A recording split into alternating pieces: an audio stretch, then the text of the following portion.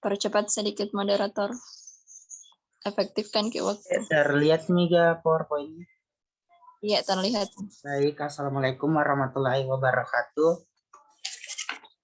Waalaikumsalam warahmatullahi wabarakatuh. Yang saya hormati dosen pengampu mata kuliah, dalam hal ini Ibu Sari Dayati MPD yang sedang sakit. Baik, salawat serta puji syukur kita panjatkan kehadirat Allah Subhanahu wa taala. Salawat serta salam tak lupa kita kirimkan kepada Baginda Muhammad sallallahu alaihi wasallam. Baiklah, langsung saja saya sebagai moderator pada pagi hari ini untuk memoderatorkan kelompok 9. Adapun pada hari ini kelompok 9 beranggotakan 3 orang. Yang pertama Muhaikala Siddiq, yang kedua Suryani, yang ketiga Wardayanti. Nah, kepada pemateri pertama Saudari Suryani saya persilahkan. Yang akan materi kali ini yang akan membahas terkait presentasi ilmiah. Kepada Saudari Suryani saya persilahkan. Baik, terima kasih moderator atas kesempatan yang telah diberikan. Perkenalkan, nama saya Suryani selaku pemateri pertama yang akan membawakan materi tentang presentasi ilmiah. Slide selanjutnya moderator.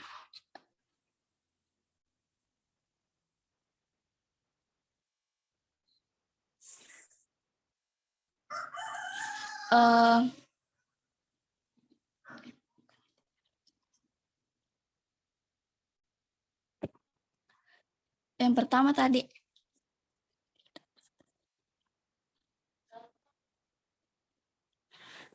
Baik, saya akan menjelaskan tentang pengertian presentasi ilmiah. Presentasi ilmiah adalah penyajian informasi yang bersifat ilmu pengetahuan kepada khalayak banyak dengan tujuan menambah pengetahuan pendengar. Tujuan dari presentasi bermacam-macam, misalnya untuk membujuk biasanya dibawakan oleh wiraniaga untuk memberi informasi, biasanya oleh seorang pakar dan peneliti, atau menyajikan biasanya dibawakan oleh seorang yang ingin membantah pendapat tertentu. Bisa pindah slide selanjutnya.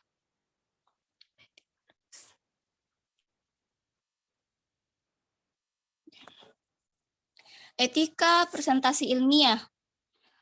Menurut Susi Sundiasi 2009 dalam melakukan presentasi ilmiah, ada beberapa etika yang harus diperhatikan. Yang pertama itu informasi yang memadai. Informasi yang karena belum terekam.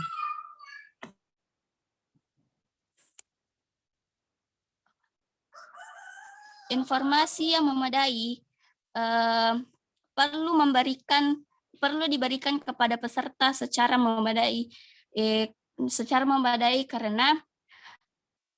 karena bisa dipahami dengan baik jika peserta memperoleh bahan tertulis, baik bahan lengkap maupun bahasan presentasi PowerPoint. Jika diperlukan bahan dapat dilengkapi dengan ilustrasi yang relevan. Apabila bahan ditanyakan, harus dipastikan bahwa semua peserta dapat melihat layar dan dapat membaca tulisan yang disajikan. Yang kedua itu penguasaan waktu. Penguasaan waktu yang tersedia. Moderator slideshow dulu.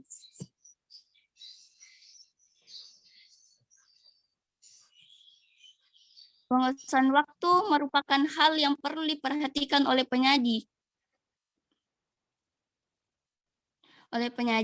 Penyaji perlu merencanakan penggunaan waktu dan menaati panduan yang diberikan oleh moderator. Bukankah pengitu slide-nya moderator?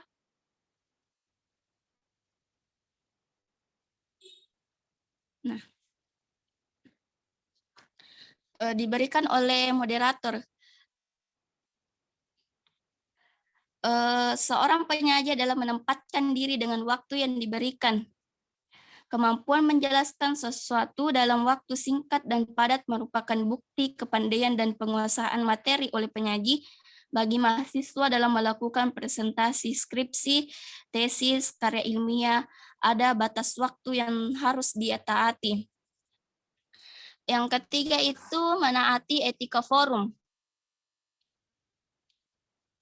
Etika dalam forum ilmiah harus dijaga agar tujuan forum dapat tercapai dengan baik. Etika berkaitan dengan keyakinan dan prinsip mengenai mana yang benar dan mana yang salah, serta mana yang patut dan mana yang tidak patut. Hal ini suatu nilai yang harus dipegang dalam menjaga etika, dalam menjaga perilaku agar tidak merugikan orang lain. Kerugian mencakup hak atau kesempatan kehilangan muka dan tersinggung perasaannya. Dalam forum ilmiah meliputi hak berbicara, hak membela dan mempertahankan pendapatnya, serta hak untuk mendapatkan pengakuan. Yang keempat itu kejujuran.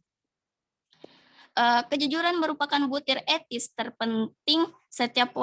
Setiap orang wajib bersikap sangat terbuka dalam segala hal yang menyangkut informasi yang disajikan. Slide selanjutnya.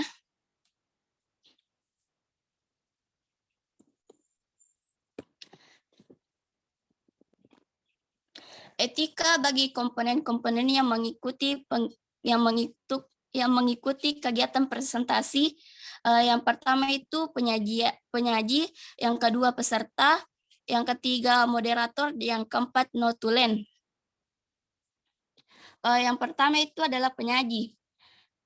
Penyaji harus secara jujur menyebutkan apakah data itu hasil penelitiannya ataukah diambil dari sumber lain. Jika diambil dari sumber lain harus disebutkan secara lengkap sesuatu dengan kelasiman dunia ilmiah. Yang kedua, peserta.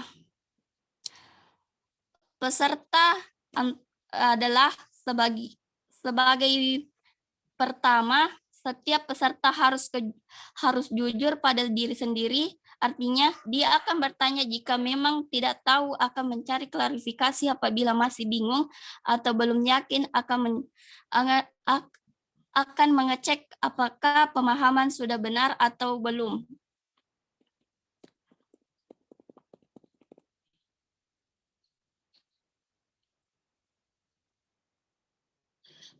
Ketika pertanyaan telah diajukan oleh peserta lain, dia tidak akan mengulangi pertanyaan itu. Ketika peserta lain telah menyatakan sesuatu dan dia menyetujui, dia dapat mengungkapkan dukungan terkait dengan perilaku bertanya.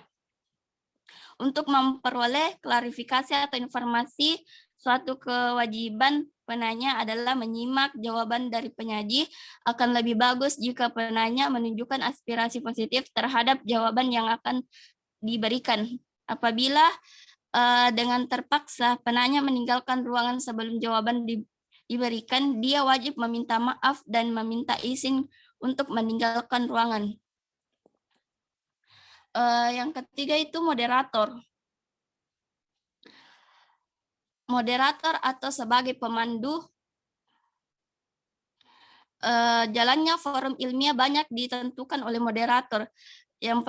Ketika etika yang harus dijaga adalah bahwa dia harus adil, artinya semua peserta dapat memperoleh kesempatan yang relatif sama dalam berpartisipasi aktif selama forum berlangsung dan juga keseimbangan dalam hal waktu atau jumlah peserta yang boleh diajukan oleh peserta.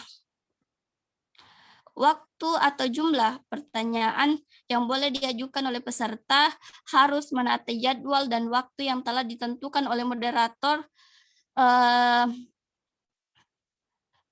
sehingga tidak terlalu banyak mengambil waktu untuk berkomentar yang tidak fungsional. Yang keempat itu not tulis.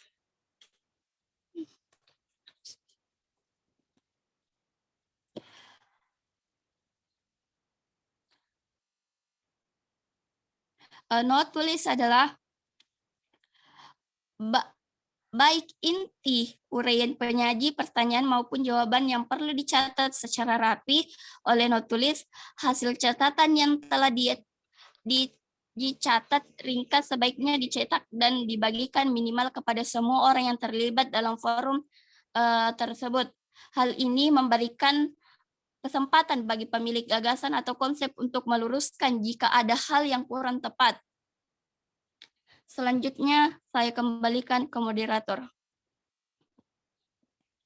Baik, itulah tadi pemaparan materi dari Saudari Suryani. Selanjutnya saya persilakan kepada pemateri kedua, yaitu Saudari Wardah Yanti. Kepadanya saya persilakan. Baik, terima kasih atas kesempatannya, moderator. Assalamualaikum warahmatullahi wabarakatuh. Perkenalkan, nama saya Wardayanti selaku pemateri kedua. Adapun materi yang itu teknik presentasi ilmiah. Teknik presentasi ilmiah adalah kemampuan yang wajib dimiliki oleh seseorang yang ingin sukses di masa depan. Cara presentasi atau ide presentasi ternyata punya efek yang sangat besar dibanding dengan presentasinya.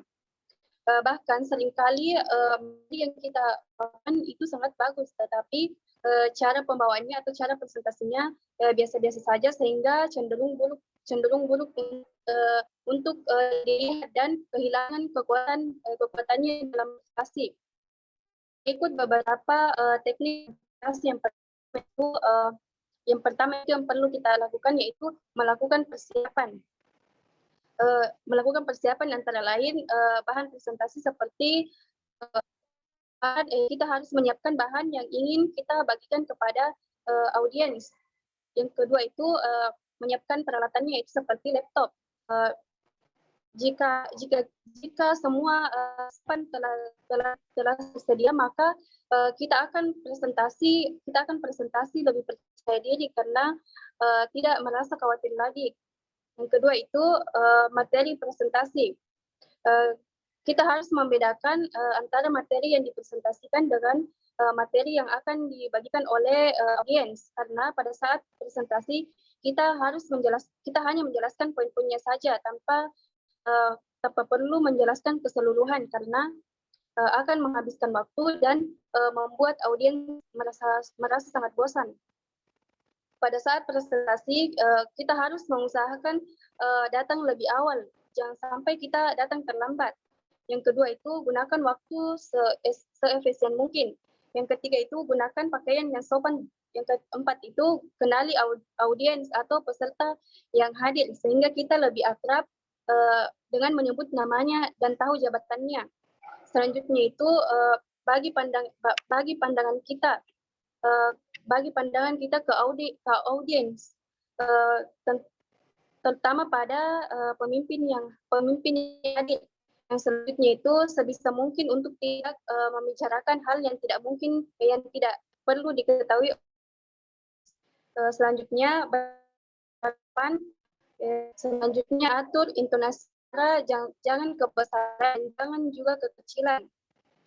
Selanjutnya, jangan banyak bergerak yang dapat mengganggu konsentrasi para audiens. Selanjutnya, munculkan beberapa joke untuk mencairkan suasana atau tidak membuat audiens merasa bosan.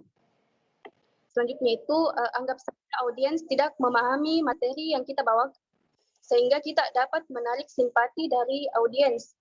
Karena ia kagum bahwa kita telah menguasai materi yang kita bawakan.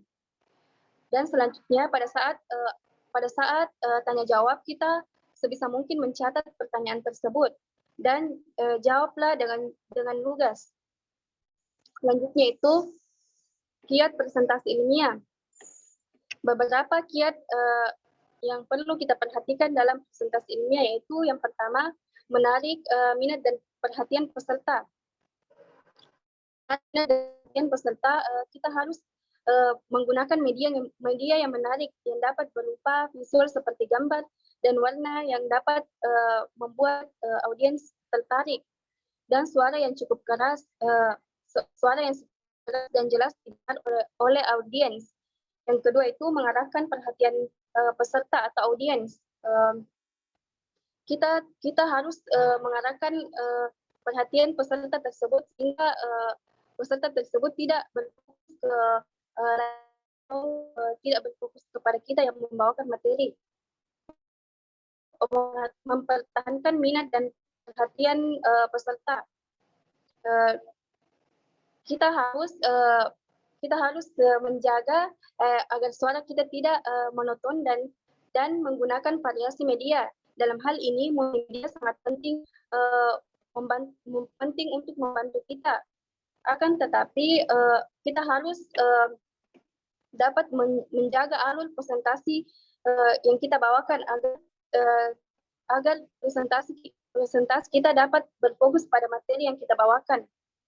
Sekian dari saya kembalikan kepada moderator.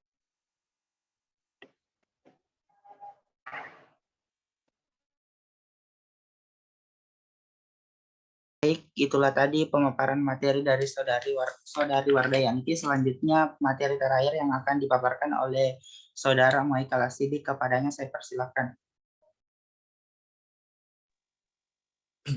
Baik, terima kasih atas kesempatan yang diberikan moderator. Jadi, saya akan menjelaskan materi terkait presentasi ilmiah, yaitu menyiapkan bahan presentasi ilmiah dengan multimedia. Nah, dalam era teknologi informasi, presentasi ilmiah dengan memakai multimedia sudah menjadi kebutuhan karena beberapa alasan. Yang pertama itu, presentasi akan menjadi lebih menarik karena penyaji dapat membuat manuver dalam memvariasi teknik penyajian bahan, termasuk dalam melalui animasi yang seperti dilakukan seperti sekarang ini, yaitu seperti PPT juga. Nah, yang kedua juga penyajian dapat menghemat waktu karena dapat mengoreksi bahan sewaktu-waktu diperlukan. Ketiga, penyaji dapat memberikan penekanan pada butir permasalahan yang dikehendaki secara menarik. Yang keempat, penyaji sangat dimudahkan karena membawa bahan dalam bentuk flash disk. Kelima, bahan presentasi dapat sangat ringkas sehingga membantu peserta menangkap esensi bahan yang dibahas. Dan terakhir, keenam, peserta dapat langsung mengcopy file presentasi yang diperlukan. Nah, agar manfaat multimedia dapat dinikmati, presentasi multimedia perlu disiapkan dengan baik. Dalam menyiapkan presentasi multimedia, ada langkah-langkah yang dapat ditempuh. Nah, langkah-langkahnya yaitu yang pertama, satu, tentukan butir-butir terpenting bahan yang dibahas. Penyebutan butir hendaknya tidak boleh terlalu singkat, tetapi juga tidak boleh terlalu elaboratif karena elaborasi akan dilakukan secara lisan oleh penyaji. Kedua, atur butir-butir tersebut agar alur penyajian runtut dan runut. Ketiga, kerangka pikir perlu diungkap atau disajikan dalam diagram atau bagan alir untuk menunjukkan alur penalarannya. Nah, yang keempat, tuliskan semuanya dalam bingkai PowerPoint dengan ukuran huruf atau gambar yang memadai. Nah, yang kelima, pilih rancangan slide yang cocok. Ingat, kontras warna dan animasi penting. Tidak boleh sembarang warna yang dikasih masuk. Namun jangan sampai bawah terjadi dekorasi yang lebih menarik daripada butiran bahasan. Nah, yang keenam, uji coba tayang untuk memastikan bahwa semua bahan yang disajikan dalam slide dapat terbaca oleh peserta dalam ruangan yang tersedia. Yang terakhir, dicetak bahan dalam slide tersebut untuk digunakan sebagai pegangan dalam penyajian. Kemudian yang terakhir, prinsip komunikasi. Bisa slide selanjutnya, moderator. Baik. Presentasi ilmiah pada dasarnya adalah mengomunikasikan bahan ilmiah kepada peserta forum ilmiah. Oleh karena itu, dalam presentasi ilmiah berlaku prinsip-prinsip komunikasi. Beberapa prinsip komunikasi yang diantaranya yang pertama itu mengurangi gangguan komunikasi secara antisipatif. Maksudnya di sini antisipasi yaitu menanggulangi kejadian-kejadian yang akan terjadi. Mengantisipasi kejadian yang akan terjadi. Nah, caranya yaitu yang pertama, memastikan kecukupan pencahayaan dan ruang gerak. Dalam presentasi kita harus melihat pencahayaan agar peserta dapat melihat pemateri dengan jelas, dan ruang gerak artinya tempat presentasi kita itu harus memiliki ruang gerak yang cukup agar kita mudah